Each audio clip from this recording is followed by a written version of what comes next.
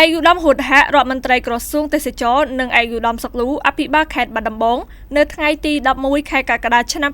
2026បានអញ្ជើញចុះទស្សនកិច្ចនៅចំការផ្លែឈើក្នុងស្រុកសំឡូតនិងជួបសំណេះសំណាលជាមួយកសិករជាម្ចាស់ចំការដាំដំណាំផ្លែឈើជាពិសេសដំណាំទុរេនដែលជាផលិតផលមានសក្តានុពលខ្លាំងប្រចាំតំបន់បាននឹងកំពុងរួមចំណែកទាក់ទាញភ្ញៀវទេសចរមកកម្សាន្តជាបន្តបន្ទាប់ក្នុងឱកាសនោះកសិករបានលើកឡើងពីការខិតខំក្នុងការជំរុញការដាំដុះដំណាំទុរេនតាមបែបស្តង់ដារតាមរយៈការអនុវត្តកសិកម្មល្អកម្ពុជាដើម្បីទទួលបានទិន្នផលខ្ពស់ធានាគុណភាពនិងសុវត្ថិភាពព្រមទាំងអាចបំពេញលក្ខខណ្ឌនាំចេញទៅកាន់ទីផ្សារអន្តរជាតិដូចជាប្រទេសចិនជាដើមឯកឧត្តមហួតហៈគូបញ្ជាក់ថាដំណើរទស្សនកិច្ចទៅកាន់សហគមន៍កសិកម្មកសិទេសចរអភិវឌ្ឍសំឡូតធ្វើឡើងក្នុងគោលបំណងដើម្បីចូលរួមផ្សព្វផ្សាយនិងលើកស្ទួយវិស័យទេសចរក្នុងខេត្តបាត់ដំបងសូមជម្រាបថាសហគមន៍កសិកម្មកសិទេសចរអភិវឌ្ឍសំឡូតស្ថិតនៅក្នុងស្រុកសំឡូតខេត្តបាត់ដំបងជាគោលដៅដ៏សំខាន់ដែលរួមបញ្ចូលគ្នារវាងការធ្វើកសិកម្មស្តង់ដារនិងទេសចរធម្មជាតិ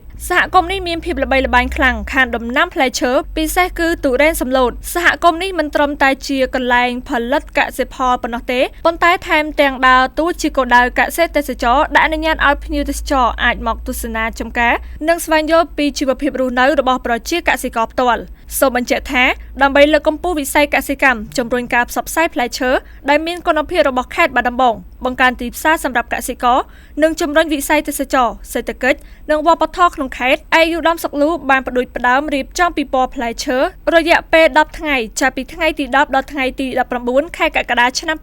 2026នៅបរិវេណខាងក្នុងនិងខាងមុខអគារសារមន្ទីរប្រវត្តិសាស្ត្រខេត្តព្រឹត្តិការណ៍ពិព័រណ៍ផ្លែឈើបាត់ដំបងឆ្នាំ